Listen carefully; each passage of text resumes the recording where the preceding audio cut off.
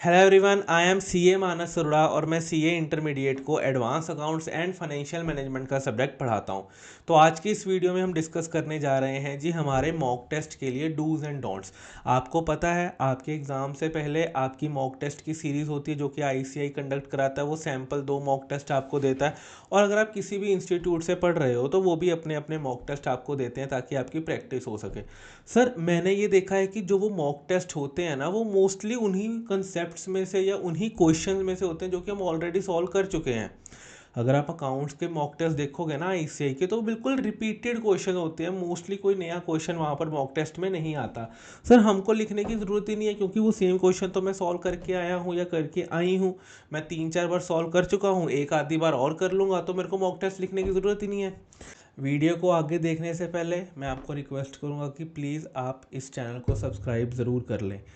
ये वीडियोस बनाने में बहुत एफर्ट लगता है, तो आप ये इस एफर्ट को रिवॉर्ड कर सकते हो चैनल को सब्सक्राइब करके। आपके लिए कोई फ़र्क नहीं पड़ता बट हमें बहुत मोटिवेशन मिलती है कि हाँ यार, कि हमारा बोला हुआ कंटेंट बच्चे को अच्छा लग रहा है और वो चैनल को सब्सक्राइब कर रहा है। प्लस मैं आपको ये भी बोलूँगा कि आपका जो भी अटैम्प्ट है, चाहे फाउंडेशन, इंटर या फाइनल का, आप वो मेरे को कमेंट सेक्शन में बताओ कि आपका कौन सा अटैम्प्ट है और आप कब ये वीडियो देख रहे हो। ठीक है जी, थैंक यू वेरी मच। सबसे पहला तो यही मैं आपको क्लैरिफाई करना चाहता हूँ कि आपको मॉक टेस्ट ज़रूर लिखना है। बिना मॉक टेस्ट लिखे आपको पेपर में नहीं जाना। आप जितनी मर्जी बार अपनी बुक को सॉल्व कर लो, जब तक आप वो 3 घंटे में बैठकर प्रेशर की सिचुएशन में एग्जामिनेशन हॉल जैसे एनवायरनमेंट में क्वेश्चन पेपर नहीं सॉल्व करोगे, आपकी जो है एग्ज़ाम की तैयारी पक्की नहीं हो पाएगी। अगर आपको ये लगता है कि भैया मेरे को तो मॉक टेस्ट देने की ज़रूरत नहीं है, मेरे को तो सारा कुछ आता ही है, मेरी को एक अकाउंट्स की एग्जांपल ले लेते हैं। अपना अकाउंट्स के एग्जांपल लेते हैं कि सर अकाउंट्स का मॉक टेस्ट देना चाहिए या नहीं देना चाहिए। जो मॉक टेस्ट में क्वेश्चन है वो सेम हमारी बुक में क्वेश्चन है या सिमिलरली से वैसे ही क्वेश्चन है, बस फिगर्स ऊपर नीचे हैं। तो सर हमको क्या ज़रूरत है देने की? तो इस हिसाब से अगर आप क्रिकेट देखते हो तो जो सबसे तेज़ एथलीट है, जैसे कि उसेन बोल्ट है आपका सबसे तेज एथलीट, तो उसको तो बॉलर बन जाना चाहिए था। उसको बनने की क्या ज़रूरत है? इसका मतलब है कि वो जब क्रिकेट खेलेगा तो उसको तो सबसे अच्छा फास्ट बॉलर बनना चाहिए। बट आपको लगता है उसेन बोल्ट सबसे अच्छा फास्ट बॉलर होगा? नहीं होगा। वो भाग तेज सकता है बट क्या वो स्विंग करा सकता है? क्या वो स्लोअर डाल सकता है? ये तभी कलाएं आएंगी जब आप नेट प्रैक्टिस करोगे। सिमिलरली, अगर आप क्वेश्चन सॉल्व कर सकते हो तो इसका मतलब ये नहीं है कि आप वो 3 घंटे में अपने क्वेश्चन को स्विंग करा पाओगे। कहाँ पर स्लो करना है, कहाँ पर फास्ट करना है, कहाँ पर कौन सी चीज़ को सोचना है, कहाँ पर नहीं सोचना, ये आप तभी कर पाओगे जब आप मॉक टेस्ट लिखोगे और उनको चेक करवा के एनालाइज करोगे। तो इसीलिए मॉक टेस्ट की इंपॉर्टेंस बहुत है। सबसे पहला पॉइंट तो यहीं पर क्लियर हो गया, देने हैं या नहीं देने हैं मॉक टेस्ट। वो सबसे पहले अपन ने यहाँ पे क्लियर कर लिया कि हमको मॉक टेस्ट देने हैं और एटलीस्ट दो दो देने हैं। चाहे आप एक ग्रुप दे रहे हो चाहे आप बोथ ग्रुप दे रहे हो, आपको मॉक टेस्ट देने ही देने हैं। सर, 2 मॉक टेस्ट देने का तो टाइम नहीं है, बोथ ग्रुप दे रहे हैं, ठीक है, आपके पास बोथ ग्रुप दे रहे हो, 2 मॉक टेस्ट देने का टाइम नहीं है। उसकी क्या स्ट्रेटेजी हो गई वो मैं वीडियो के एंड तक आपके साथ डिस्कस कर लूँगा।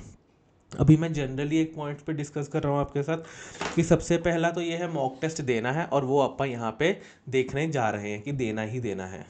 सेकंड पॉइंट क्या है जी कि सर मॉक टेस्ट कब देने चाहिए? मेरा ना 60% सिलेबस हो चुका है, तो क्या मैं पहला मॉक टेस्ट दे दूं, दूसरा अगले महीने दे दूंगा, तब 100% सिलेबस करके दे दूंगा? तो क्या मैं 60% पे मॉक टेस्ट दे दूं?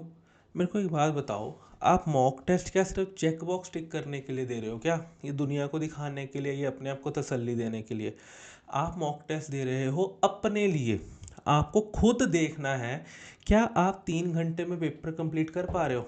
आपने 60% ही सिलेबस करा और मैं कहता हूँ कि चलो 60% में से 50 आ भी गया, 50% सिलेबस आ भी गया और आपने 40% अचीव भी कर लिया, तो आपके 100 में से 40 नंबर आ भी गए। आप कहोगे सर बढ़िया है, मैंने तो पूरा पेपर पढ़ा ही नहीं था, मैंने 100 में से 50 का अटेम्प्ट किया, 40 नंबर मेरे आ गए, 80% की एवरेज है, 100 का जब दूंगा या दूंगी तो 80-85 नंबर आ जाएंगे। I am very in good comfortable situation.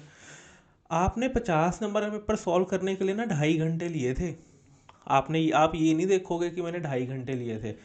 50 number का पेपर आपको ये 1.5 घंटे में सॉल्व करना चाहिए था, आपने तो 2.5 घंटे ले लिए। Plus this is not the parameter कि भैया अगर मेरे 50 नंबर के अटैम्प्ट करने पे 40 आ रहे हैं तो 100 पे 80 आएंगे, क्योंकि यहाँ पर तो आपने लिमिटेड ही तैयार किया है ना, यहाँ तो आपने करे ही 5-7 चैप्टर हैं, तो उसमें से 40 आ गए तो कोई बड़ी बात नहीं है, ये तो आपका क्लास टेस्ट हो गया, this is not your mock test. ठीक है जी। तो आपको मॉक टेस्ट कब देना है? जब आपका पूरा सिलेबस रिवाइज हो जाए। एक आधा दिन बाद में दे दो, कोई जल्दी थोड़ी है। किसको दिखाना है हमको, हम आराम से दे देंगे, बट देना कब है? जब पूरा करके जाएंगे। ठीक है जी। तो इससे क्या होता है, मिसलीडिंग नहीं होते हम। ठीक है, चलो ये तो हो गई इनिशियल बात है। अब जब अपन मॉक टेस्ट हमारे सामने है या फिर हमारा जब पेपर हमारे सामने है तो हमको क्या करना है और क्या नहीं करना। Try avoiding question number 1 first. मैं एडवांस अकाउंट्स की या एफआर की बात कर लेता हूँ। वहाँ पर क्या होता है कि जो फर्स्ट क्वेश्चन होता है ना, वो सबसे ज़्यादा ट्रिकी क्वेश्चन होता है। ट्रिकी का मतलब ये नहीं कि आपको आता नहीं है, थोड़ा सा क्वेश्चन लंबा होता है, थोड़ा सा ट्रिकी होता है। अगर कोई क्वेश्चन 7 नंबर का बन सकता है, वो आपको वहाँ पर 5 नंबर का दिया जाएगा। टाइम ज़्यादा आपका खींचा जाएगा, टाइम ट्रिकीनेस में आपका चला जाएगा। तो आप अगर पहला ही क्वेश्चन पढ़ लोगे, आप कहोगे यार ये तो 7 नंबर पे बनता था, 5 में दिया हुआ है, टाइम लग जाएगा, क्वेश्चन ट्रिकी है, आप पहले जो 15 मिनट आपको मिलते हैं ना, आप वो पहला क्वेश्चन ही सॉल्व करने में निकाल दोगे और आपके हाथ कुछ नहीं लगेगा 15 मिनट के बाद। तो इससे अच्छा क्या है कि जैसे ही आपको क्वेश्चन पेपर आपके सामने मिले, पहला क्वेश्चन अवॉइड कर दो। अवॉइड कर दो। मेरे को एक बात बताओ, आप पेपर में पहला क्वेश्चन पढ़कर करोगे क्या आपके पास चॉइस है उसको छोड़ने की? नहीं, आपको तो करना ही है। आपको एमसीक्यू भी करने हैं, आपको क्वेश्चन नंबर 1 भी करना है, तो आपके पास तो कोई चॉइस ही नहीं है, तो वो करना ही है। आप क्या करो, आप क्वेश्चन नंबर 2 से लेकर क्वेश्चन नंबर 6 तक पढ़ो, जहां पर आपको 5 क्वेश्चन में से सिर्फ 4 ही करने हैं। आप उन 15 मिनट में वो क्वेश्चन को इलेमिनेट कर दो जो आपको नहीं करना, जिसमें आपको लगता है कि मेरे सबसे कम नंबर आएंगे, उसको इलेमिनेट कर दो। फिर जो बाकी के 3-4 क्वेश्चन, जो आपके बाकी के 4 क्वेश्चन बचे, उनको ट्राई करो कि भैया उनको थोड़ा सा दिमाग में सॉल्व करने का ट्राई करो। साइड में क्वेश्चन के लिखना शुरू करो थोड़ा थोड़ा पेंसिल से कि अच्छा इसमें ये पॉइंट है, इसमें ये पॉइंट है, इसमें ये पॉइंट है। क्योंकि क्वेश्चन जब आप जब 2 से लेकर 6 तक क्वेश्चन पढ़ लोगे ना, वो आपके नॉर्मल क्वेश्चन होंगे, उनमें कोई भी अफलातून बात नहीं होगी। क्वेश्चन नंबर 1 में अफलातून बात हो सकती है। जब आपके पास कॉन्फिडेंस आ गया क्वेश्चन नंबर 2 से लेकर क्वेश्चन नंबर 6 देखने के बाद कि भैया मैं तो पास हो रहा हूँ, क्वेश्चन नंबर 1 की ट्रिकीनेस वहीं पर ख़त्म हो जाएगी। क्वेश्चन नंबर 1 जो आपको लेंथी लग रहा है, वो आपको लेंथी भी नहीं लगेगा। तो ये ट्रिक है। अगर आप क्वेश्चन नंबर 1 अवॉइड कर देते हो और अगर आप एमसीक्यूज़ को देखना भी अवॉइड कर देते हो, I know it's very difficult. अगर मेरे सामने पेपर है और मैं इसको आगे आगे 2 पेज करने हैं और मेरी नज़र कहीं पर भी ना जाए, इट्स वेरी डिफ़िकल्ट। किसी एएस नंबर पर ही चली गई तो आप कहते हो ये चल देख ही लेते हैं क्या है, बस वहीं पर फंसे फिर आपको वो 1 सेकंड का बस ध्यान रखना है, जो कि आपको 5 से 10 नंबर रिवॉर्ड करके जा सकता है। ठीक है जी। इस चीज़ का ध्यान रखेंगे। फर्स्ट पहले 15 मिनट को कैसे यूटिलाइज करना है वो मैंने आपको बता ही दिया कि भैया पहले 15 मिनट को ट्राई करो कि आप मैंडेटरी क्वेश्चंस को छोड़कर बाकी के ऑप्शनल क्वेश्चंस में से आप जो आपको नहीं करना है उसको आप हटा दो। ठीक है जी। नेक्स्ट, अगर कोई भी आपको एग्ज़ाम टफ दिख गया कि यार ये तो बहुत टफ है, जैसे अभी एएफएम का रिसेंटली आया था, अगर आपको लग गया कि भैया ये तो गया, तो आपको घबराना नहीं है, क्योंकि अगर वो टफ है ना तो पूरे इंडिया के लिए टफ है। अगर मैं आपको बता दूं, अगर आपकी तैयारी है और पेपर टफ है तो वो आपके लिए ब्लेसिंग है। क्यों ब्लेसिंग है? क्योंकि आप उन गिने चुने में से होंगे जिनके 40 से 60 नंबर तक आएंगे। जो एवरेज या फिर जो बॉर्डर पे होंगे लोग, या फिर जिनको थोड़ा सा कॉन्फिडेंस कम होगा, वो उसमें नहीं निकल पाएंगे, उनको मुश्किल होगी उसमें। अगर आपकी तैयारी है और आपको लगता है कि यार हाँ कि मेरे को अच्छा खासा आता था, पेपर ही मुश्किल था, तो आप उसमें से पास हो जाओगे। अब आप खुद बताओ, पूरा इंडिया एएफएम के बारे में रो रहा है, एक जने के 99 नंबर कैसे आ गए? क्योंकि उस आदमी ने क्या किया था, उसने सबसे ज़्यादा अटेम्प्ट किया था, इसीलिए उसके नंबर आए। ठीक है जी। तो इस चीज़ का ध्यान रखना है कि टफ पेपर देखकर घबराना नहीं है आपको। ठीक है जी। आपके लिए वो अपॉर्चुनिटी है। कॉस्ट, अगर मैं सिर्फ अभी यहाँ पर इंटर की बात करूँ, तो कॉस्ट और अकाउंट्स का पेपर जो होता है वो आपका इजी पेपर होता है, बट वो थोड़ा सा लेंथी रहेगा पेपर, ठीक है। तो आपको इसको यहाँ पर स्पीड मेंटेन करके रखनी पड़ेगी इन दोनों में। और अगर आप टैक्स, लॉ, ऑडिट, एफएम की बात करोगे तो ट्रिकी रहेंगे ये पेपर, बट आप कंप्लीट कर पाओगे इनको। आपके पास टाइम बहुत बचा होगा, बहुत तो नहीं कह सकता, आपके पास बचा होगा, बट आपको फिर भी आपका आंसर नहीं आएगा इसमें। इसमें आपके आंसर आ रहे होंगे बट आपके पास टाइम नहीं होगा। ये 2 लेवल की डिफ़िकल्टीज है। सेम गोज़ फॉर, अगर मैं रेप्लिका कर लो आप फाइनल में कॉस्ट नहीं है तो यहाँ पर आपका अकाउंट्स हो गया और एएफएम हो गया, जो कि आसान होंगे बट थोड़े से लेंथी होंगे। ठीक है जी। टैक्स, लॉ तो उधर है नहीं, ऑडिट और जो बाकी थ्योरी वाले सब्जेक्ट्स हैं वो भी सेम ट्रिकी रहेंगे और कंप्लीट आप कर पाओगे उनको। ठीक है। तो इन दोनों तरह के पेपर्स के लिए अलग अलग स्ट्रेटेजी हो गई। यहाँ पर स्पीड मेंटेन करनी है, यहाँ पर एक्यूरेसी मेंटेन करनी है। यहाँ पर स्पीड और एक्यूरेसी दोनों मेंटेन करनी है। यहाँ पर आपको एक्यूरेसी और कंसेप्ट को याद अच्छे से रखना पड़ेगा। ठीक है जी। लास्ट आ जाता हूँ कि सर कितना टाइम है। तो अगर मैं बात करूँ, आपके पास टोटल 3 घंटे हैं तो 180 मिनट है। 10 मिनट में निकाल देता हूँ मिसलेनियस कामों के लिए। आपको शीट बांधनी है, रोल नंबर लिखना है, टीचर से साइन करवाना है, पानी पीना है, ये करना है, सामने वाले को देखना है, इधर देखना है, उधर देखना है, अच्छा उसने शीट ले ली क्या। तो ये 10 मिनट में मिसलेनियस के निकाल देता हूँ। आपके पास टोटल मार्क टाइम कितना है, आपके पास टोटल 170 मिनट है। तो 170 मिनट में आपको 100 नंबर का पेपर सॉल्व करना है। तो इसका मतलब है कि एक नंबर के लिए आपके पास कितने मिनट है, 1.7 मिनट्स हैं। तो जनरली आपको 14 मार्क्स, 7 मार्क्स, 5 मार्क्स का क्वेश्चन पूछा जाता है। तो इसका मतलब ये हो गया कि अगर आपको 14 मार्क्स का क्वेश्चन सॉल्व करना है, तो अगर आपको 14 मार्क्स का क्वेश्चन सॉल्व करना है तो आपके पास उसको सॉल्व करने के लिए 23 मिनट्स हैं। तो अगर मैं इंटर की बात करूं, इंटर में अमेलगामेशन, कंसोलिडेशन, फाइनेंशियल स्टेटमेंट्स का अगर 14 मार्क्स का क्वेश्चन आता है तो सिर्फ 23 मिनट्स में it has to be done, खत्म करना है आपको उसमें। 7 मार्क्स के क्वेश्चन के लिए आपके पास 11 मिनट है। 5 नंबर के क्वेश्चन के लिए 8.5 मिनट है। ये मैं वो मिनट्स बता रहा हूँ कि जिसमें आपका जो पेपर है ना वो बिल्कुल डॉट पर कंप्लीट होगा। मतलब आपने जैसे ही पेपर ख़त्म किया आपका 3 घंटे ख़त्म। अगर आपको 5-10 मिनट एक्स्ट्रा चाहिए ना रिवाइज करने के लिए, जो कि होने चाहिए आपके पास, तो आपको थोड़ा सा, जो क्वेश्चन आपको थोड़ा अच्छे से आता है उसमें एक आधा मिनट, थोड़ा सा आधा आधा मिनट करके बचाकर आपको लास्ट में 5-10 मिनट बचाने हैं। मैं आपको अपनी बात बता देता हूँ। मेरे फाइनल का पेपर था एफआर का, मैं 3.5 साल बाद पेपर लिखने जा रहा था। 3.5 साल आर्टिकलशिप करी थी, 3 साल, तो 3.5 साल बाद पेपर लिखने जा रहा था एफआर का। इतनी ज़्यादा एंग्जाइटी थी कि मैंने क्या किया था, क्वेश्चन नंबर 3 सॉल्व किया, सॉल्व कर लिया। जब नेक्स्ट क्वेश्चन नंबर 4 करने लगा ना, उसको भी क्वेश्चन नंबर 3 ही लिख दिया और सॉल्व कर दिया। वो तो थैंक गॉड मेरे पास लास्ट में 5-10 मिनट बच गए थे एफआर के पेपर में। तो मैं जब सारा गो थ्रू कर रहा था क्या मैंने सही लिखा हुआ है, नंबर क्वेश्चन के लिखे हुए हैं, तब मैंने देखा ओ शिट, मैंने तो 2 बार क्वेश्चन नंबर 3 अटैम्प्ट कर दिया।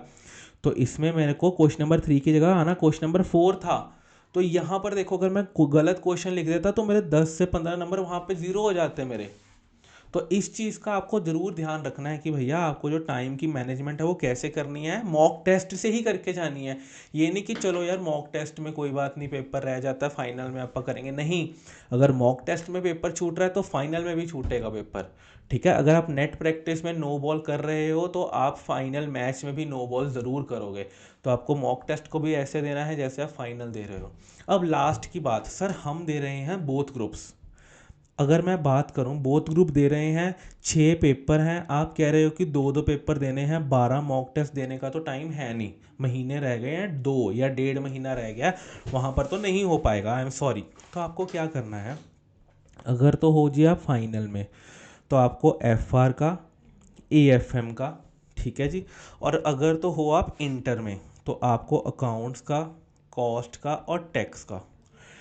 ये 2 पेपर तो आपको 2-2 बार देने ही देने हैं, क्योंकि ये आपके प्रैक्टिकल पेपर हैं। ये तो आपको 2-2 बार देने ही देने हैं, चाहे जो मर्जी हो जाए। जो बाकी के पेपर बचे वो आप एक एक बार दे सकते हो। जैसे फाइनल में आपके 4 पेपर बचे, आईबीएस का तो क्या ही दोगे यार, तो 3 बचे यहाँ पर, सिमिलरली यहाँ पर भी आपके 3 ही बचे। तो आपके जो मॉक टेस्ट बचे वो कितने बचे, 4 और 3 7, यहाँ पर कितने बचे, 6 और 3 9। तो आपके जो 12 मॉक टेस्ट थे वो घटकर 7 रह गए और यहाँ पर 9 रह गए। ठीक है जी। तो आप यहाँ पर टाइम बचा सकते हो। और जो बाकी जैसे ऑडिट हो गया, लॉ हो गया, या फिर जो आपका बाकी का जो आपका थर्ड सब्जेक्ट हो गया, आपका FM SM हो गया, तो उन सबको आप क्या कर सकते हो, उन सबको का क्वेश्चन पेपर आप देखो, उनको देखो कि क्या ऐसा कोई क्वेश्चन है जो मेरे को नहीं आता। अब जैसे ऑडिट के कीवर्ड्स ध्यान में रिकॉल कर लिया, अच्छा इस क्वेश्चन में ये आना चाहिए था, इस क्वेश्चन में ये आना चाहिए था, लिखो मत, बट उनको एक बार गो थ्रू करके रिकॉल करो, MCQ सॉल्व करो। तो जो जिस पेपर को आपको 3 घंटे लगने थे उसको 45 मिनट्स में ख़त्म करके आप आगे बढ़ जाओ। ठीक है जी। पर प्रैक्टिकल के आपको ज़रूर लिखने, क्योंकि यहाँ पर आपका जो है टाइम लगता है और ये पेपर लेंथी भी आते हैं। तो ये थी जी मेरी एडवाइस कि अगर मैं कहूँ मॉक टेस्ट के लिए, फुल सीरीज़ के लिए, या अगर आप बोथ ग्रुप दे रहे हैं या वन ग्रुप दे रहे हैं, अगर आप एक ग्रुप भी दे रहे हैं तो आपको 2-2 मॉक टेस्ट तो ज़रूर लिखने हैं। अगर आप एक ग्रुप दे रहे हैं तो आपको ये इंश्योर करना है कि आप उसमें फर्स्ट में पास हो और अच्छे नंबर से पास हो। अगर 300 का पेपर है तो ट्राई करो 200-210 नंबर आपके उसमें आने चाहिए। ठीक है जी। ये थी जी मेरी एडवाइस आपको। अगर आपको कोई भी और डाउट है तो please free to contact me. आप मेरे को कहीं पर भी कर सकते हो, लिंक्डइन पर, इंस्टा पर, कमेंट सेक्शन खुला रहता है, मैं सारे कमेंट्स देखता हूँ, तो आप उस पर भी मेरे को मैसेज करके अपना डाउट पूछ सकते हो। बाकी इस चैनल को प्लीज़ सब्सक्राइब कर लो, क्योंकि ये चैनल के सब्सक्रिप्शन के बटन से ही बहुत ज़्यादा हमको कॉन्फिडेंस मिलता है और हमको ये होता है कि यार हम और अच्छा कंटेंट आपके लिए लेके आएँ। ठीक है जी। That's it for me. पढ़ते रहिए आप ज़रूर, जो आप मेहनत कर रहे हैं आप वो ज़रूर आपकी वो रंग लाएगी। अगर हो सकता है सर आपको कि सर हमने तो पिछले अटैम्प्ट में भी करी थी, इस अटैम्प्ट में भी कर रहे हैं, पता नहीं, पिछले अटैम्प्ट में तो हमको था कि हम पास हो जाएंगे, इस अटैम्प्ट में भी कर रहे हैं, पता नहीं पास होंगे या नहीं होंगे। देखिए आपका काम है मेहनत करना, यू आर अ स्टूडेंट। आप और कर क्या सकते हो, व्हाट यू कैन डू, आप सिर्फ मेहनत कर सकते हो। आप अपना जो है रोल निभाइए, जो आपकी किस्मत है वो अपना रोल ज़रूर निभाएगी। तो आपको मेहनत करते रहना है और आप इस अटेम्प्ट में आप ज़रूर और ज़रूर पास हो जाओगे और अगले लेवल पर, चाहे CA इंटर में जाना है, CA फाइनलिस्ट बनना है या फिर CA बनना है, वो आप ज़रूर बन जाओगे। ठीक है जी। Thank you very much. मिलते हैं जी नेक्स्ट वीडियो में।